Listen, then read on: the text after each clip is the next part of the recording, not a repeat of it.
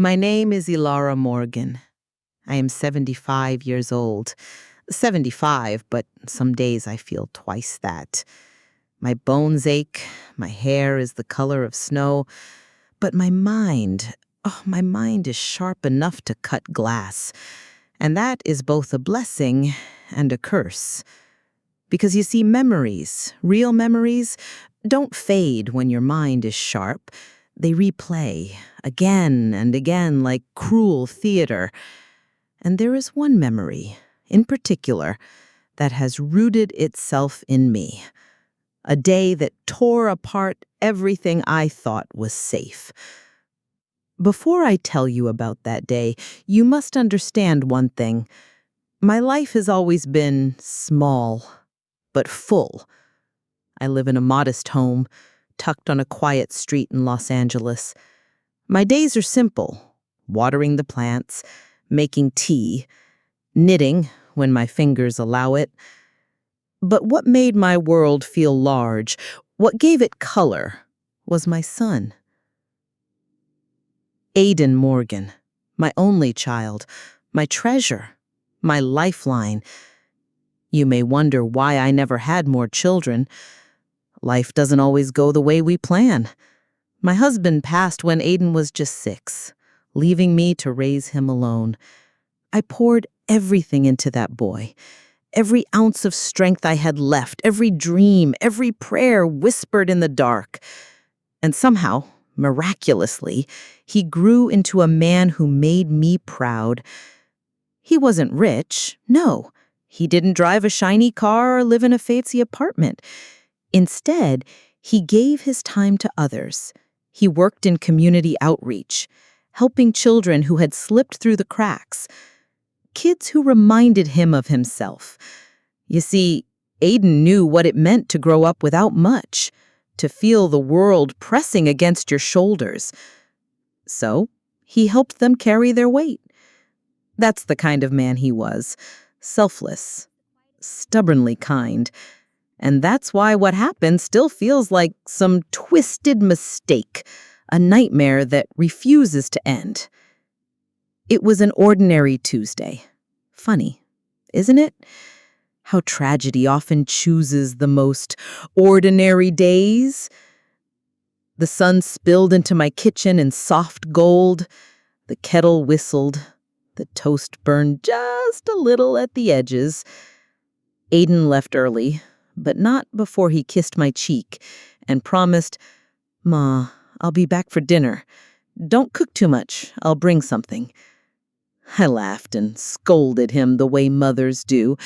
"You think I don't know how to cook for 2 people? Go before you're late." Those words were the last ordinary ones between us. Around noon, the knock came. Not a polite knock, not the kind a neighbor makes.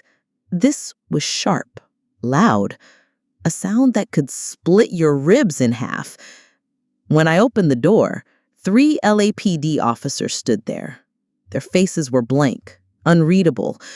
One of them, a tall man with square shoulders, looked me straight in the eye. "Elara Morgan?" "Yes," I answered, my voice already trembling. "We have a warrant for the arrest of Aiden Morgan." For a moment, I thought my ears had betrayed me. Arrest? My Aiden? Surely not. My knees wobbled, but I managed a laugh, a foolish, nervous laugh that sounded brittle. "You must have the wrong house. My son, he helps children, for heaven's sake. He wouldn't hurt a fly." But they weren't listening. They had already dragged him from his car 2 streets away.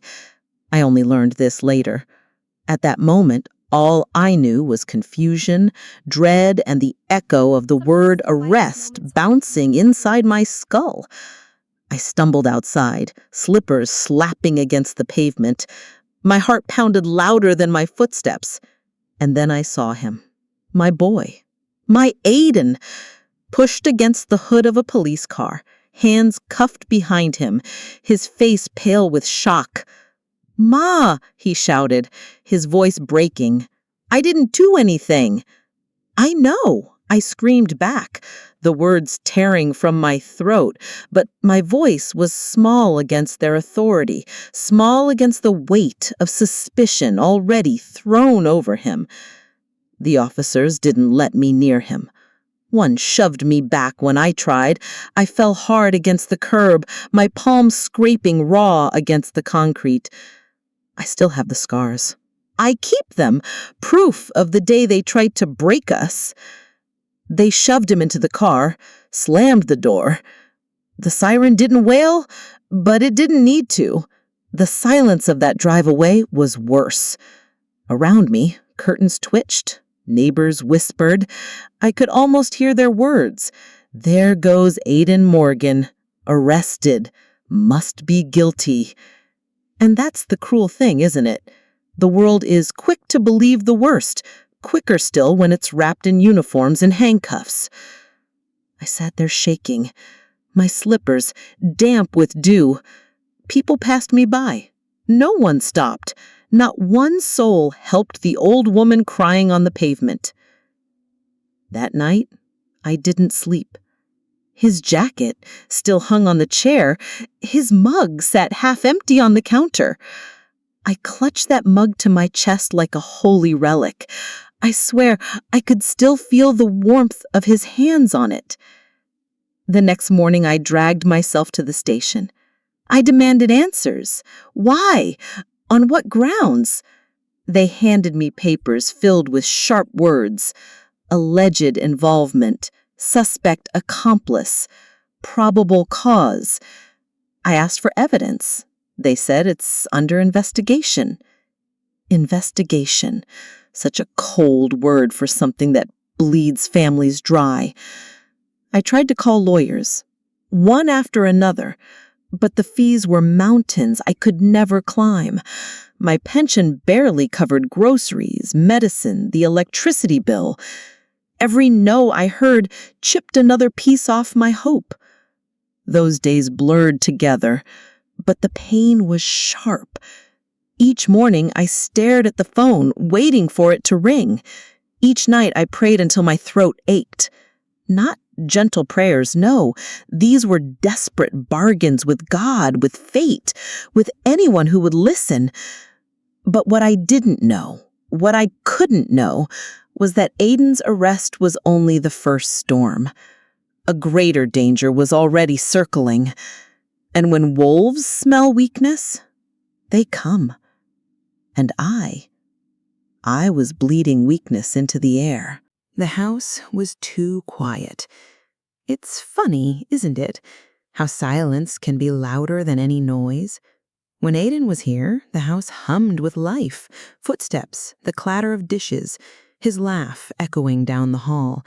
But once they took him, the silence pressed against me like a weight. Every corner seemed to whisper, "He's gone, he's gone, he's gone." I tried to distract myself. I cleaned cupboards that didn't need cleaning. I watered plants until the soil turned to mud. I knitted until the yarn tangled around my fingers like chains. But still, the silence sat heavy. At night, it was worse. I lay in bed, staring at the ceiling, listening for sounds that never came. The jingle of his keys, the squeak of the floorboard outside my door. I would drift off, only to wake gasping, convinced I heard him calling, "Ma!" But it was always a dream. Always. That's when they came. The first visit seemed harmless. A knock at the door, softer than the one that stole Aiden away.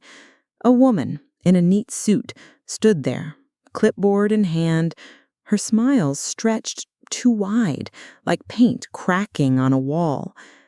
"Mrs. Morgan, I'm from the Department of Social Services. We've received some concerns about your well-being." My well-being? I blinked at her. "I'm fine," I said. "My only concern is my son, who's been wrongfully arrested." She nodded sympathetically, but her eyes flicked past me, scanning the hallway, the living room, the photographs on the wall, like a vulture sizing up a carcass. "Well," she said smoothly, "we've had reports that you may be struggling to care for yourself, that perhaps you're vulnerable." The word stung. Vulnerable. As if age stripped me of my humanity. As if gray hair and shaky knees made me an easy mark. I've been looking after myself for 75 years. I don't need help. But she wrote something down on her clipboard, scribbles I couldn't see, and then she left, her smile lingering like a bad smell. I thought that was the end of it, but it was only the beginning. A week later, 2 men arrived, not in uniforms, but in tidy shirts. They said they were from a senior wellness program. They offered free checkups, assessments. It's routine, they assured me, just to make sure you're safe. Safe. Another word that tastes sour now. I let them in, perhaps out of politeness, perhaps because loneliness makes you foolish. They poked around my kitchen, my medicine cabinet, even glanced at my bank statements left on the table. They asked questions that weren't theirs to ask. How often do you cook? How much do you spend each month? Do you feel confused sometimes? Do you forget things? I wanted to scream. No, I'm not confused. No, I don't forget.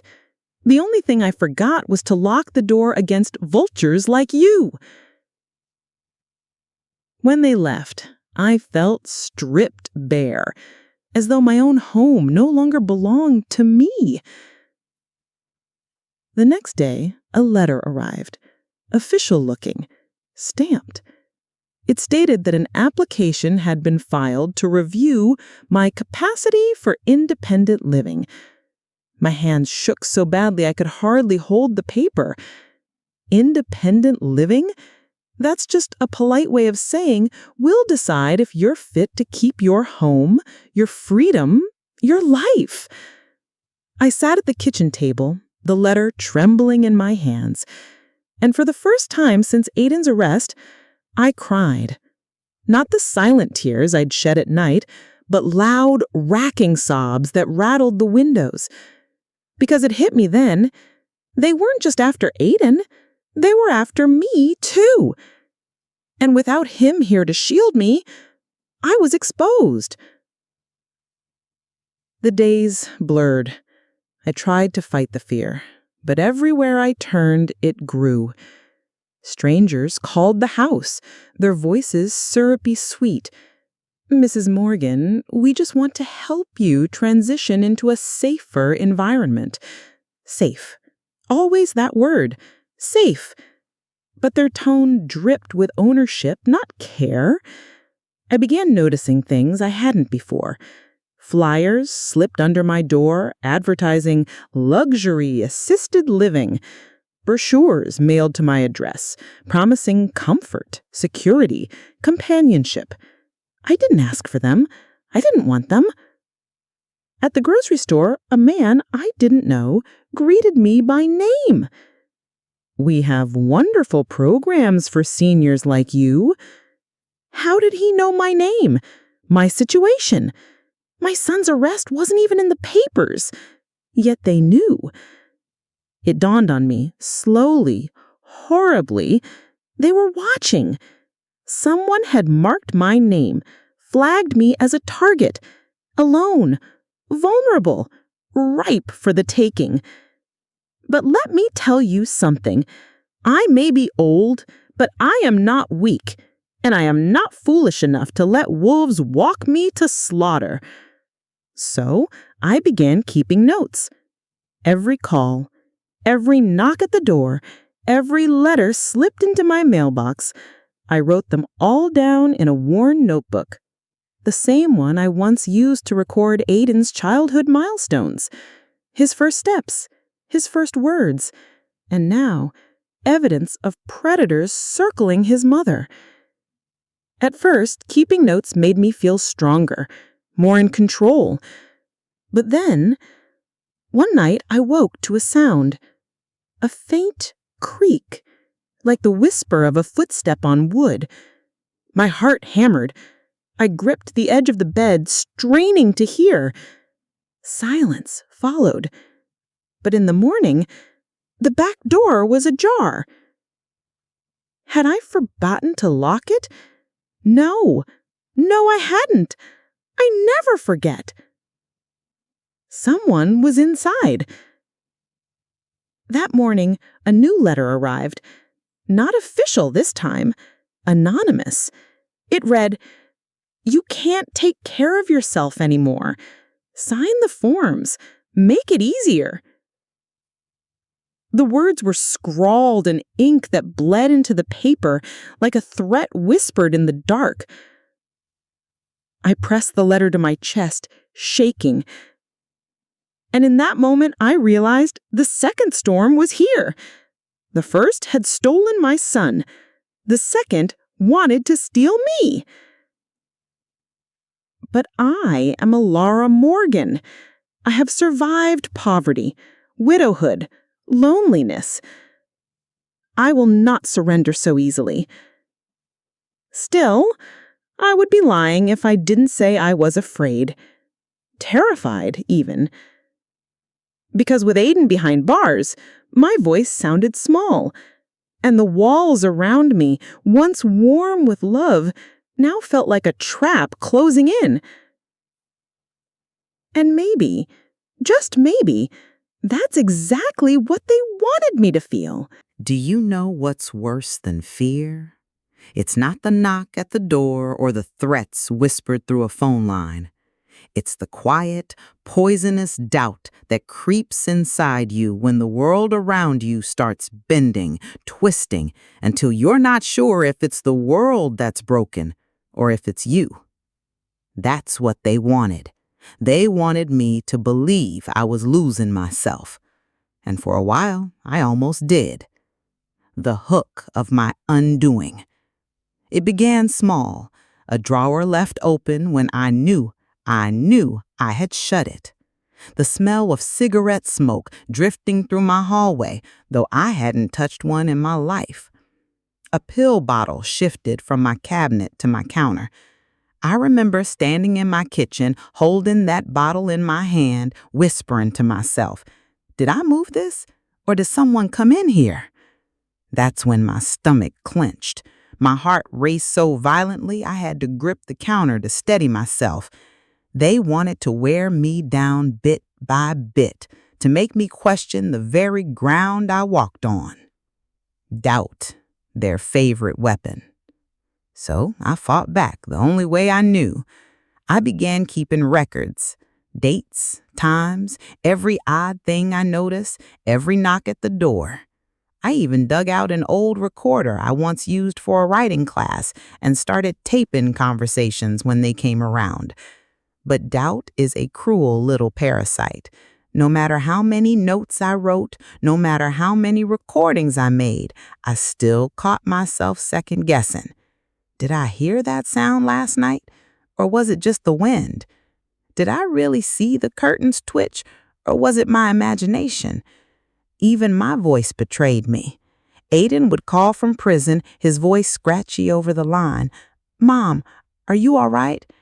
And I'd lie. I'd say, "I'm fine, darling." But he could hear it. He knew. Mothers and sons, we carry each other's fears like invisible chains. The watchers in the shadows. The pressure wasn't just inside my house. No, they made sure to show me I was being watched. There was a man, I can still picture him, standing by my fence, ball cap pulled low, pretending to check his phone. He came back the next day, only across the street this time, and every time I tried to approach, he slipped away. At night, headlights would idle at the end of my block, silent, waiting. And then there were the phone calls, always from block numbers, always silence. Except once. That whisper still makes my skin crawl. "It'll be easier if you don't fight." I slammed the phone down, but it didn't silence the echo. Friends turned strangers. And as if that wasn't enough, they went after the people around me. My friends, women I'd played cards with for 20 years, started pulling back. One day I overheard a whisper outside my gate. "Poor Elara, she's slipping." Do you know how that feels? To have your whole identity, your dignity reduced to a rumor? It's worse than loneliness. It's betrayal. They wanted me isolated because isolation makes you weak. But here's the truth. Isolation can also make you sharp. Cracks in my own mind. The hardest part was the dreams. Locked doors I couldn't open, papers I couldn't read but was forced to sign, faceless figures at my bedside. I'd wake up with my heart racing, convinced I'd heard someone in the house. One night, my radio switched on by itself, static hissing in the dark. Another time, I smelled my late husband's cologne in the hallway, though the bottle had been empty for years. That night, I sat in the dark and whispered his name, tears burning my cheeks. Was it a trick, or was I really slipping? And then the worst came. The knock that shook me. It was raining. I remember because the drops against the glass sounded like a clock ticking down. I dozed off in my chair when the knock came, sharp, demanding. I opened the door, and there he was, a man in a dark overcoat, folder in hand. He said, "Mrs. Morgan, I'm here on behalf of the county. There have been concerns raised about your safety. We'll need to schedule an evaluation." My throat closed up. "I don't need an evaluation. I'm fine. I manage perfectly well." His smile, cold, polite, still haunts me. "It would be better if you cooperate voluntarily. If you don't, the matter may proceed through court." He lifted the folder, my name stamped across the top. I slammed the door so hard the frame rattled. My hands were shaking, my chest pounding. From the window, I watched him stroll back to a black sedan waiting by the curb. I should have been broken then, terrified. Maybe that's what they expected. But something else happened instead. The spark of defiance. That night, I sat at my desk with pen and paper, and I wrote. I wrote every detail, every threat, every note slipped under my door. I described the man at the fence, the phone calls, the folder with my name on it. I filled page after page until my hand cramped. When I sealed that envelope, something inside me changed. For the first time in weeks, my hands stopped trembling. I realized something important. Fear had been eating me alive, but fear wasn't my enemy anymore. Silence was. They could whisper, stalk, then sow doubt, but as long as I had a voice, I could fight. Recovering through action. So, I made myself a plan. Every morning, I forced myself up at 6, dressed neatly, and wrote 3 pages in a fresh notebook. Not just notes about intrusions, plans. I called old friends, even those who were pulling away, and I spoke with strength in my voice. I let them hear that I was not weak, not fading. I visited my lawyer, a man I hadn't spoken to since my husband passed. I told him everything. He frowned, tapping his pen, and finally said, "Elara, you're describing a guardianship scam, a powerful one." I leaned forward, fire in my chest. "Then we're going to stop them, not just for me, but for everyone they've ever done this to." He promised to help, but I could see the fear in his eyes. He knew the forces I was up against. And I began to taste revenge. Not the petty kind, but the kind born from injustice, the kind that makes you stand straighter, speak louder. The erosion reversed. They had tried to erode me, to strip me down until I doubted my own name. But what they didn't understand was this. Erosion doesn't only weaken rock. Sometimes it carves canyons, sharp and powerful, shaping the land into something stronger, more enduring. They thought they were breaking me. Instead, they were chiseling me into a weapon, a promise to Aiden. That night when Aiden called, I didn't lie. "Mom, you sound different," he said cautiously. I smiled into the receiver, my grip on the phone steady. "That's because I've remembered who I am, and I promise you, Aiden, I won't just survive this. I will fight. For you, for me, for everything they've tried to steal." And I could almost hear the relief in his breath, even through the static of prison walls. And in that moment, I knew the battle wasn't just beginning. The battle was mine now. Chapter 4. The Flicker of Hope. Do you know what hope feels like after you've drowned in despair for too long? It doesn't roar. It doesn't burst open like sunlight breaking through clouds.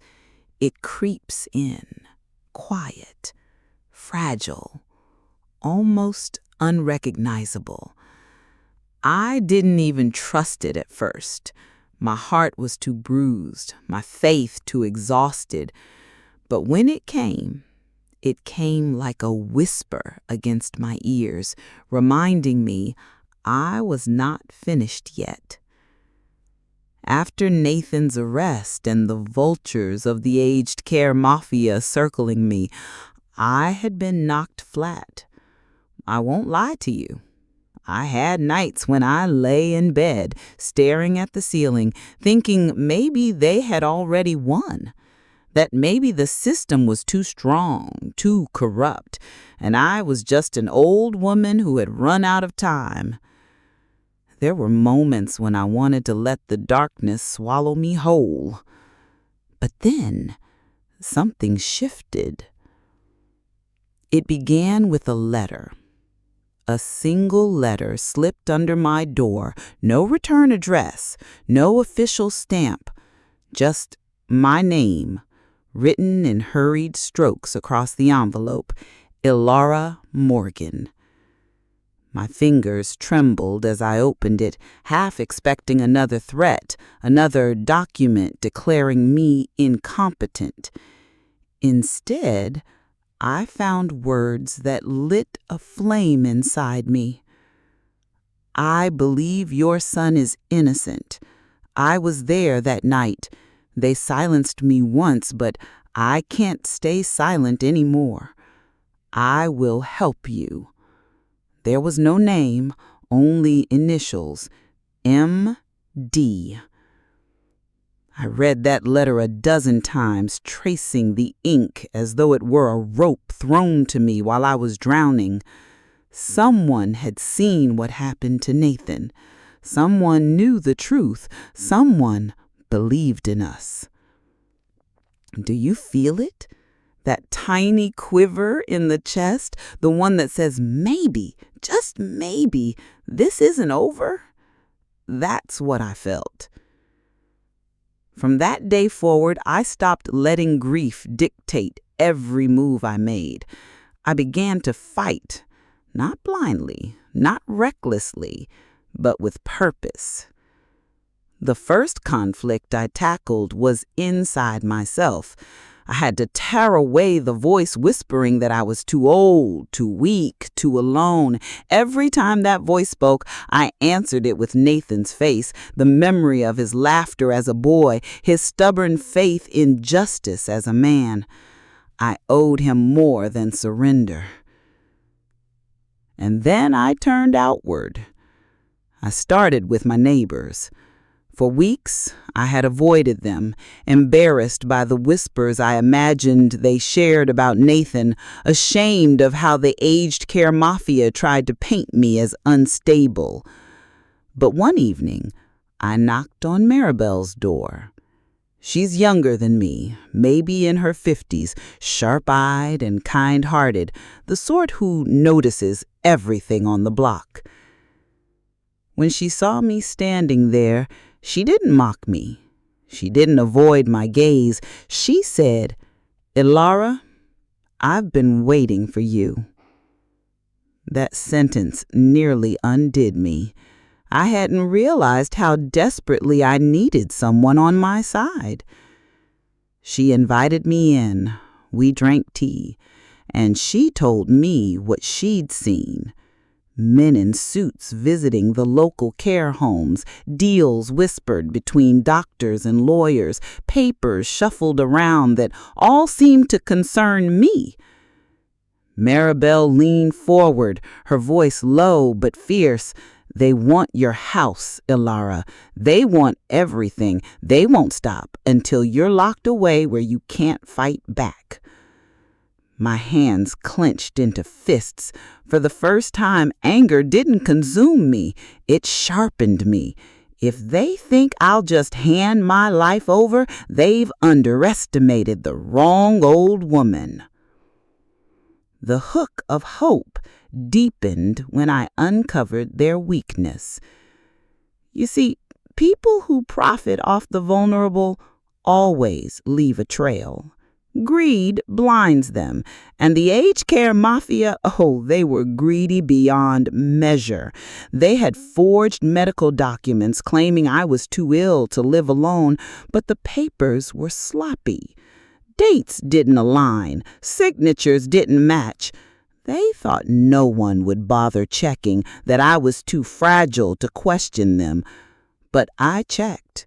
I combed through every page, my eyes catching details that even lawyers had missed. Do you know what it feels like when your mind, so often dismissed as failing because of age, cuts through lies like a blade? It feels glorious, vindicating, like youth returning in a surge of fire. Armed with those discrepancies, I marched into the office of a legal aid attorney. Her name was Clara Nguyen, young, fresh-faced, still clinging to ideals I thought had long died in the justice system. At first, she looked at me with polite sympathy, the way young people sometimes look at the elderly, listening but not really believing.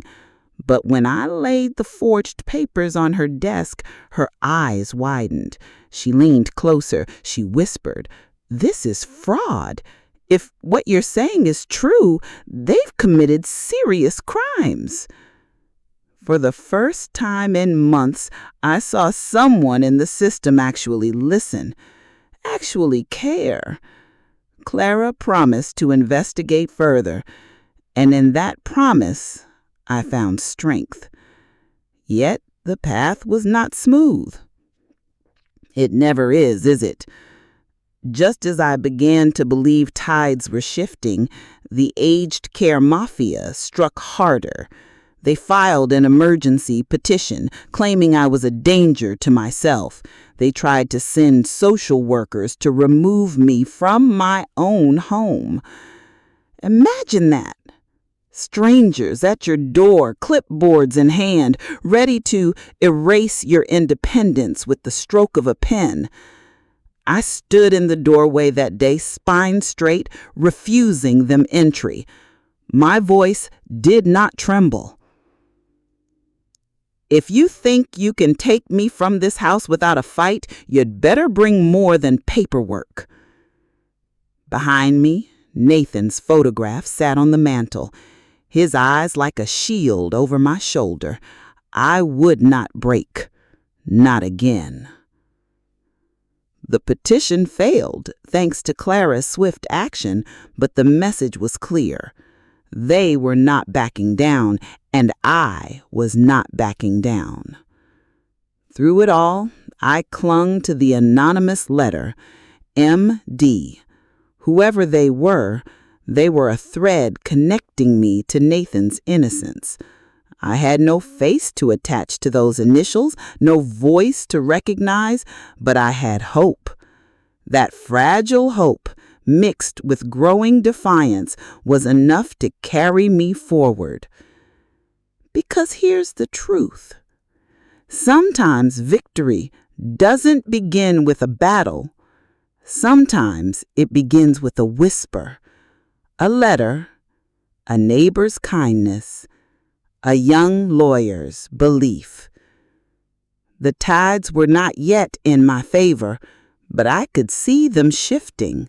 I could feel the current under my feet, and I swore to myself I would ride that current until it delivered my son back to me. Hook for next chapter. But just as I steadied myself, just as I began to gather strength and allies, a shadow moved closer than I ever expected, because hope, as beautiful as it is, also makes you vulnerable. And soon I would discover that betrayal can come wearing the mask of friendship. Have you ever felt the world pause? That moment when the storm you thought would drown you suddenly stills, and for the first time in forever, you realize the waves are carrying you toward the shore instead of dragging you under. That's what I felt when everything began to shift. My chest swelled with something I hadn't tasted in months. Relief. Relief that maybe, just maybe, justice wasn't dead. But don't think it came easily. Oh no, my dear. Before the sun rose, the night grew darker than ever. It started when the woman at the center of it all, the so-called nursing care coordinator, paid me a visit herself. She didn't come in disguise or with polite papers. She came bold. A tall woman with sharp lipstick and eyes that glittered like polished knives.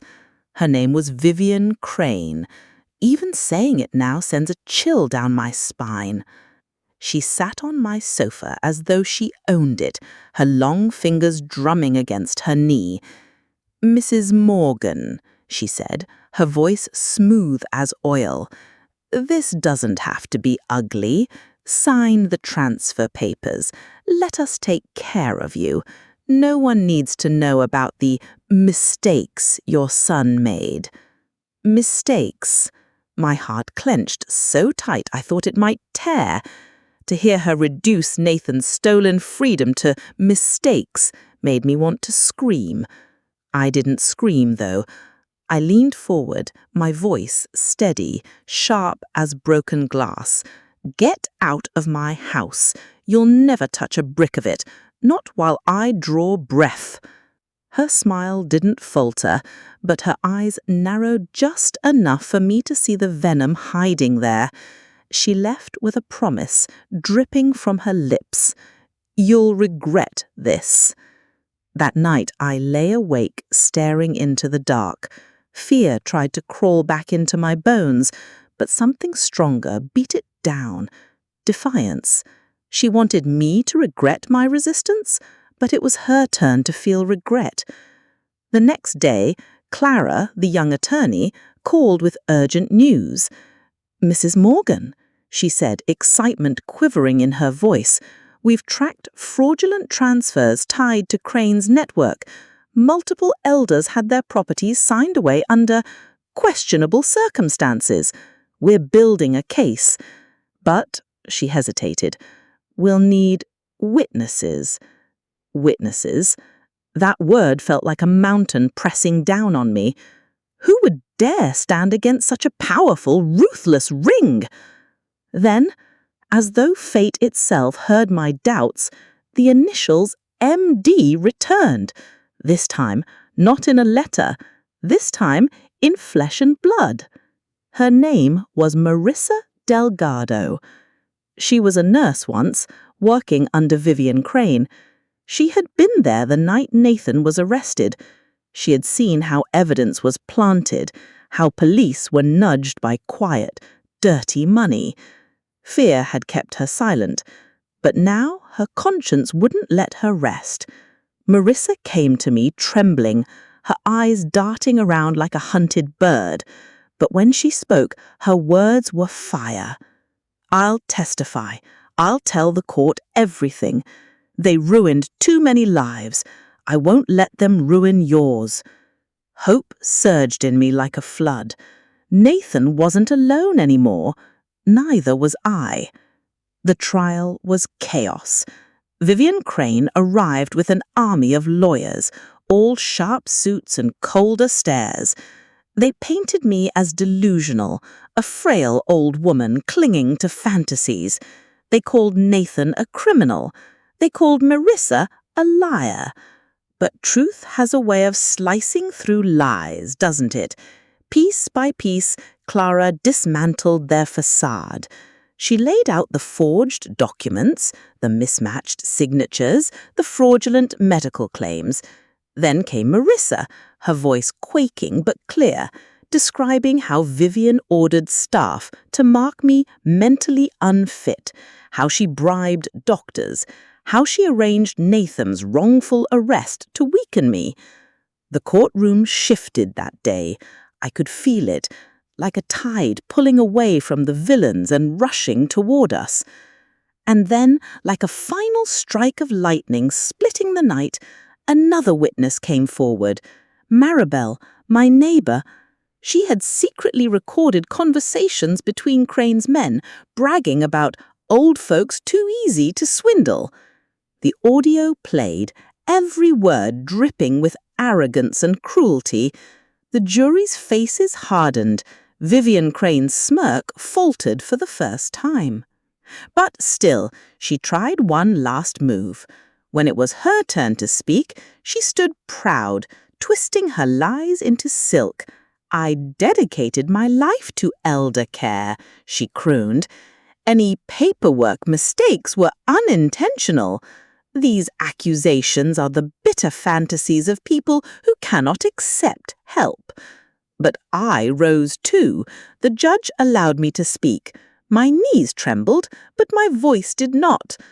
I looked straight at Vivian Crane and then at the jury. I am 75 years old. I have lived long enough to bury friends, to raise a son, to survive grief I thought would kill me. Do you think I cannot tell the difference between care and cruelty? This woman didn't come to protect me. She came to steal from me. And she would have stolen everything, even my dignity, if I had let her. But I am not finished yet, and I will not let her or anyone like her take the smiles from innocent faces ever again. The silence after those words was heavy. Then the judge nodded. Clara pressed her lips tight to hide a smile. Vivian Crane's face was pale, her confidence cracked. The verdict: guilty, fraud, elder abuse, conspiracy. Vivian Crane and her gang were sentenced to prison. Their empire crumbled overnight. The aged Care Mafia that had haunted me, that had preyed on the vulnerable, was finally broken. When the gavel came down, I closed my eyes and breathed a prayer of thanks. The air felt different that day, cleaner, brighter, almost as though the world itself sighed in relief. And Nathan? Oh, my sweet boy walked free. The false charges dissolved under Marissa's testimony, the corruption exposed for all to see. When he stepped out of those prison gates, he wrapped his arms around me, and for the first time in months, I felt whole again. I wept against his shoulder, not from sorrow, but from victory. He whispered, "We made it, Mom." No, I thought. We fought it, together, and we won. Now when I sit on this sofa, the same sofa where Vivian Crane once threatened me, I sit taller. I sit prouder. Not because the war was easy, not because I was afraid, but because I refuse to let fear write my ending. I am 75 years old, and I still have fire in me. Fire enough to protect my son. Fire enough to stand against wolves dressed as caretakers. And if you take anything from my story, let it be this: never mistake silence for surrender. Never assume age means weakness. When justice is at stake, even the frailest hands can strike with the strength of mountains. Moral of the story: greed may cloak itself in kindness, corruption may disguise itself as care, and power may believe it is untouchable. But truth, courage, and persistence, no matter how battered, can tear down empires built on lies. The real strength of a life is not in its years, but in its refusal to yield.